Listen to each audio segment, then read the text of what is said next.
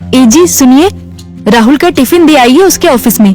राहुल की माँ बोली, क्या राहुल आज साथ में टिफिन लेकर नहीं गया? आज उसके ऑफिस में मीटिंग थी बॉस के साथ सवेरे सवेरे, इसलिए बिना टिफिन के ही वो चला गया। ठीक है, मैं दे आता हूँ। राहुल के पिता तैयार होने के लिए कमरे में चले गए। एक दिन पहले, माँ, मेरे दोस्त के पिताजी भी टीचर थे। उन्होंने देखो कैसे आलीशान बंगला खरीदा है। नहीं तो मेरे पापा, हम आज भी इस किराए के मकान में रहते हैं। राहुल गुस्से से बोला।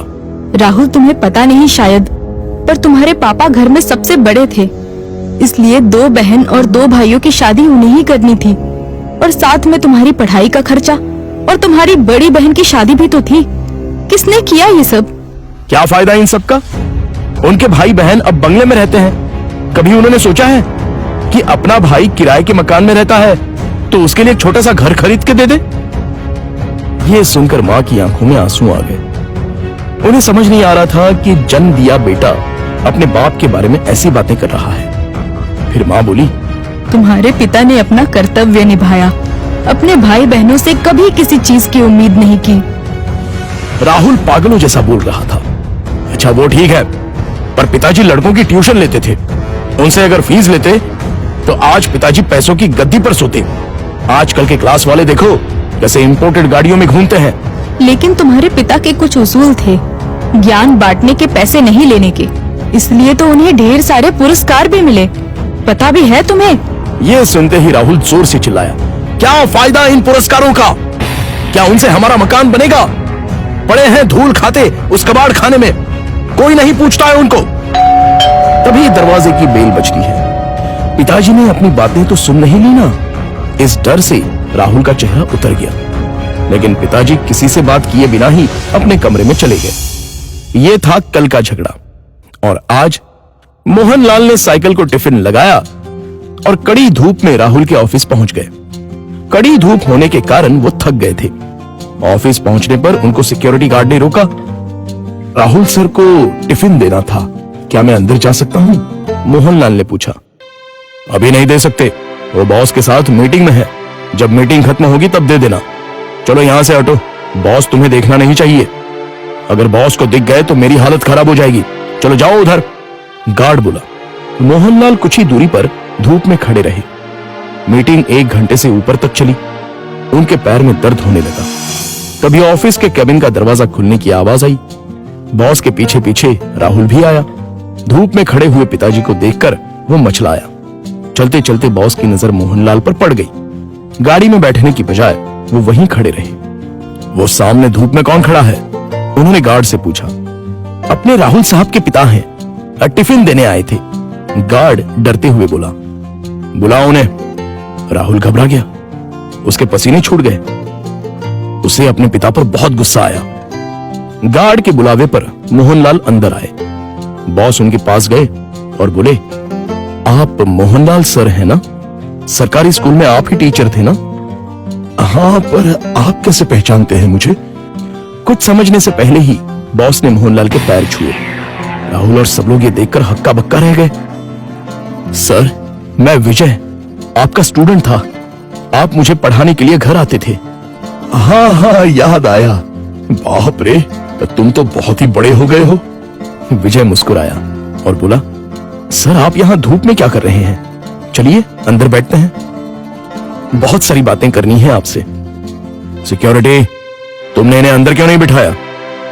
सिक्योरिटी ने शर्म के मारे गर्दन नीचे कर दी और बोला, सॉरी सर, गलती हो गई। इस पर मोहनलाल बोले, इसमें इसकी कोई गलती नहीं है, आपको डिस्टर्ब ना हो इसलिए मैं ही बाहर खड़ा हुआ था। ओके। विजय ने मोहनलाल का हाथ थामा और उनको अपने केबिन ले गया। बैठिए सर, अपने कुर्सी की तरफ उंगली करते हुए विजय बोला। नहीं, ये कुर्सी तो तुम्हारी है। मोहनलाल हिचकिचाहट से बोले, सर आपकी वजह से ही तो ये कुर्सी मुझे मिली है, इसलिए इस पर सबसे पहले आपका हक बनता है। विजय ने जबरदस्ती मोहनलाल को अपनी कुर्सी पर बिठाया। शायद आपको पता नहीं, लेकिन अगर सर नहीं होते तो आज ये कंपनी नहीं होती और मैं अपने पिता के साथ उनकी दुकान में बैठा रहता। विजय ने अपने साथियों से कहा। राहुल और मैनेजर आश्चर्य से देखते ही रह गए। स्कूल के टाइम मैं एक एवरेज स्टूडेंट था, मुझे पढ़ाई में दिलचस्पी नहीं थी।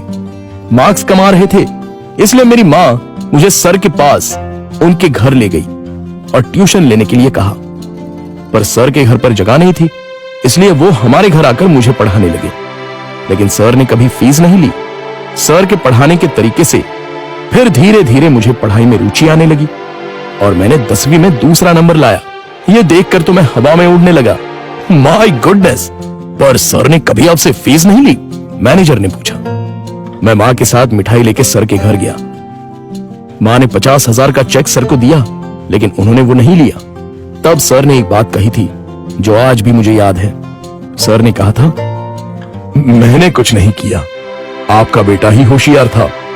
मैंने सिर्फ उसे रास्ता दिखाया है और मैं ज्ञान बेचता नहीं हूं, दान करता हूं। फिर मैंने 12th करने के बाद MS किया और अमेरिका जाकर पढ़ाई की और वापस आने के बाद ये कंपनी स्टार्ट की। एक पत्थर को सर ने हीरा बना दिया। सर, आपको सच में दिल से प्रणाम। मोहनलाल की आंखों में आंसू आ गए। यह सच में कमाल की बात है। बाहर दुनिया में पढ़ाई का बाजार चल रहा है और इन्होंने बिना फीस लिए पढ़ाया। मान गए सर आपको। ऐसे लोग उसूल के पक्के होते हैं। इन्हें पैसों की और पुरस्कार की भी चाह नहीं थी। इन्हें तो बस अपने स्टूडेंट का भला हो, यही दिन रात सोचते थे। सही कहा सर आपने। ऐसे लोग तो दुनिया में बहुत ही कम होते हैं। सर, क्या आज आप उसी किराए के मकान में रह रहे हो? मोहनलाल की जगह राहुल ने ही जवाब दिया। हाँ सर, उसी किराए के मकान में रहते हैं। आज मैं अपने सर को गुरु दक्षिणा दूंगा। इस शहर में मेरे कुछ फ्लैट्स हैं, उसमें से एक फ्लैट मैं आपके नाम कर रहा हूं। विजय ने कहा। क्या? मोहनलाल और राहुल एक ही साथ बोले। इतनी बड़ी गुरु दक्षिणा मुझे नहीं चाहिए। मोहनलाल बोले, सर प्लीज ना मत कहिए। काम के चक्कर में मैं अपनी गुरु दक्षिणा देना भूल गया था। बहुत बहुत शुक्रिया सर। शुक्रिया मुझे नहीं, अपने पिता को कहो और मुझसे एक वादा करो कि तुम अपने पिता के अंतिम सांस तक उनके साथ रहोगे। हाँ सर, मैं वादा करता हूं। राहुल इमोशनल हो गया और उसकी आंखों से आंसू आ गए। तो दोस्तों, आपसे गुजारिश है कि कभी भी अपने पिता से यह मत पूछिए कि उन्होंने आपके लिए क्या किया और क्या कमाया है। जो कुछ कमाना है वो अपने दम पे कमाओ। उन्होंने हमें जो पढ़ाई और संस्कार दिए हैं वही आपको कमाने में मदद करेंगे। धन्यवाद।